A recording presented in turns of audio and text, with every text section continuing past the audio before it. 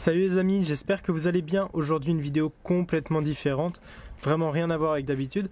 Je vais tout simplement vous montrer comment j'ai fait pour réaliser cette hache qui était en fait une vieille hache que j'ai retrouvée dans la forêt. Et je vais vous montrer comment j'ai fait pour la restaurer, pour donner cet éclat absolument brillant dans lequel je peux me voir. Bon allez, c'est parti.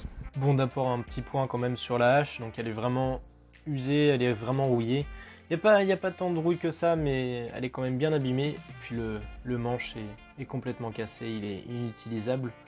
Il suffit de taper un petit peu avec et il se brise immédiatement. La première étape, c'était de scier le manche. Et franchement, oh là là, mais comment j'ai galéré! C'est un bois super dur, je sais pas ce que c'était comme bois. J'ai commencé à la scie, mais j'ai pas pu m'empêcher de finir à la scie sauteuse. Bon, une fois que j'ai retiré le manche, il reste toujours un petit bout à l'intérieur qu'il faut enlever. Et là, c'était un combat, franchement. C'était n'importe quoi. Donc d'abord, je commence à la perceuse à creuser des trous un peu partout dans le bois pour essayer de diminuer la forme et le volume. Mais même avec ça, j'ai vraiment galéré. Mais regardez-moi cette personne naïve qui pense que avec les trous qu'il a fait, ça va être suffisant pour retirer le bout en bois. Ah là là, mais quel idiot! Mais quel idiot! Dans ce petit bout de bois qui reste à l'intérieur de la hache, en fait, il y a des petits bouts de métal qui servent à écarter un peu le bois pour que le manche reste bien à la hache et qu'il ne se décroche pas. Et du coup, avec un chasse-goupille, j'essaye de retirer la partie en bois et finalement essayer d'extirper ce morceau de bois qui reste coincé. Non, finalement, je reprends la perceuse. À un moment, faut reprendre les grands moyens. Ah, et puis là, j'y vais vraiment comme un bourrin. Là, je veux le démolir, le bois. Bon, allez, je me relance là avec le chasse-goupille. Ah, j'y vais, je donne des bons coups de marteau. Là, je suis motivé, là. Je veux le retirer, ce bout de bois. Et évidemment, ce qui devait arriver arriva. Obligatoirement, à un moment, tu tapes avec quelque chose de fin dans un morceau en bois dense. Qu'est-ce qui peut arriver d'autre que de le coincer? Réfléchis, Fantin, réfléchis. Ah ouais, là on peut dire que je suis un boulet. Ah j'essaye de l'enlever, je tape sur les côtés, je fais tout ce que je peux. Mais quel naïf de penser que je vais réussir à le retirer à la main. Bon allez, je vais me donner un peu de force en buvant de la bière. Bah oui, c'est obligatoire, un projet de restauration de hache, il faut de la bière. Bon, après avoir bu cette gorgée de bière, je sens dans mes veines là la force viking. Ah, j'y vais avec les deux mains là, je suis motivé. Allez, vas-y, tire, Fantin, tire, tu peux le faire. Bon ok, si je me prends un petit peu pour Arthur en voulant extraire Excalibur, ok, il avait pas de perceuse à l'époque. Ah ils avaient qu'à inventer la perceuse plus tôt, ça se trouve ils auraient enlevé Excalibur beaucoup plus vite. Ah, cette fois là, je sens que c'est la bonne, là j'y vais à fond, là je tape et ouais. Oh, il est fier le bougre. Bon c'est pas le trou, mais faut quand même enlever les bouts de bois à l'intérieur maintenant. On n'oublie pas la petite gorgée de bière pour l'huile de coude évidemment. Bon, maintenant je vais passer au détartrage de la hache. Ah là on a bien besoin là, avec toute la rouille.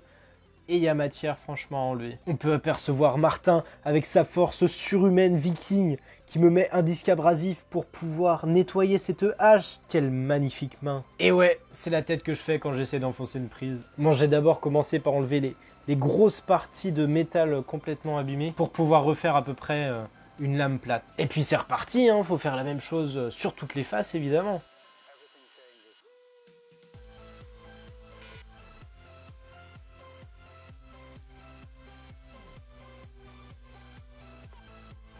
Bon, on n'oublie pas de s'hydrater, évidemment. Regarde, je suis là. Mais si, regarde. Ah non, mais là, j'utilise la technologie au maximum. Une double vue. Qu'est-ce que c'est impressionnant quand même. Ah oui, c'est pas très utile, mais je trouvais ça cool quand même de mettre une autre vue. Bon, allez, encore un petit effort, c'est bientôt fini. Ça brille de plus en plus. On arrive bientôt sur les finitions. Bon, après avoir utilisé un disque abrasif avec une disqueuse, je vais tout simplement utiliser du papier de verre pour polir encore plus, pour que ça soit encore plus fin, plus lisse, plus brillant, plus américain, au top.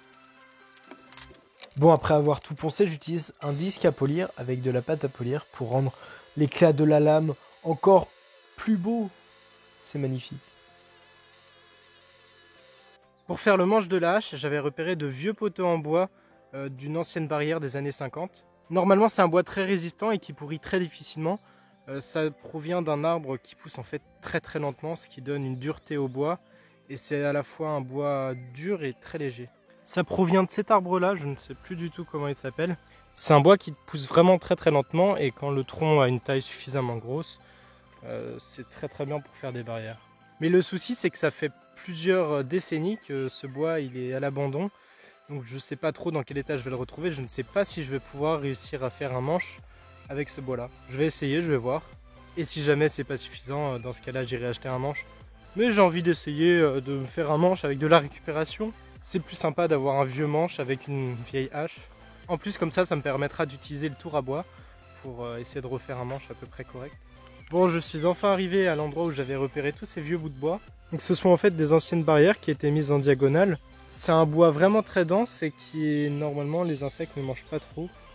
J'ai fait un peu le tour et il n'y en a pas beaucoup qui sont intéressants. Bon, après avoir fait quelques recherches, j'en ai trouvé un qui est pas trop mal, qui je pense est pas trop mangé par les insectes.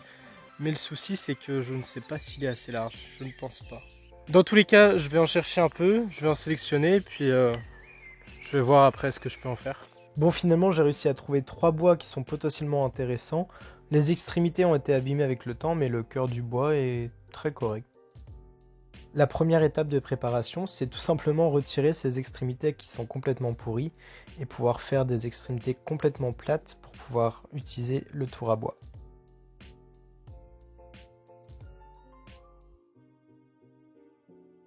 Après avoir essayé avec les 3 bois sur le tour, il y en a un qui est ressorti plutôt gagnant.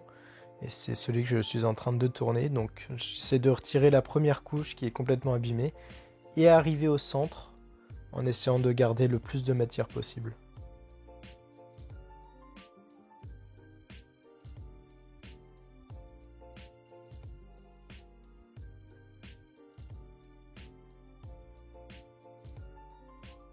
Après avoir réussi à obtenir un bois plutôt très correct, qui d'apparence est très propre, eh bien je commence tout simplement la réalisation du manche. D'abord avec une raboteuse pour éliminer le maximum de bois. Pour donner la forme du manche et avoir un petit peu plus de précision, j'utilise un couteau à 2 manches, ou aussi appelé une plane de charron, avec lequel j'arrive à enlever des plus gros copeaux de bois, mais avec plus de précision. Et je finis par utiliser la ponceuse avec un grain de 120 pour donner un aspect beaucoup plus lisse. Et c'est plutôt pratique pour diminuer le bois aussi, c'est pas mal.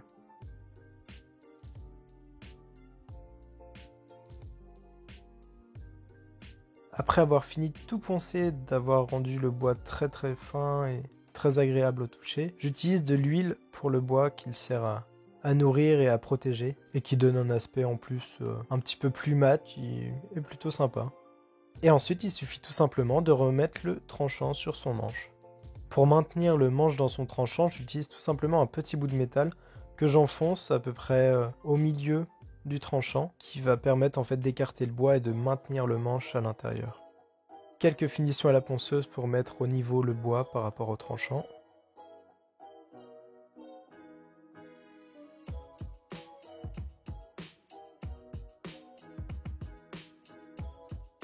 Et pour donner un aspect encore plus fini, j'utilise une colle à bois qui est un petit peu comme un mastic, qui quand elle va sécher va devenir vraiment très dure, ce qui va permettre de maintenir un petit peu plus le manche et puis donner un aspect plus sympa.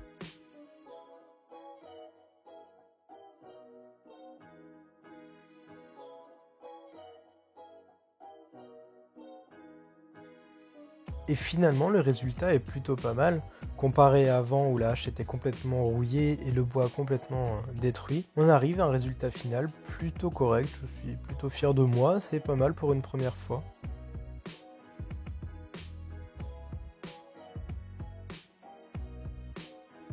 Bon les amis, cette vidéo de restauration de hache est terminée. J'espère qu'elle vous aura plu, c'est complètement différent, c'est un autre style.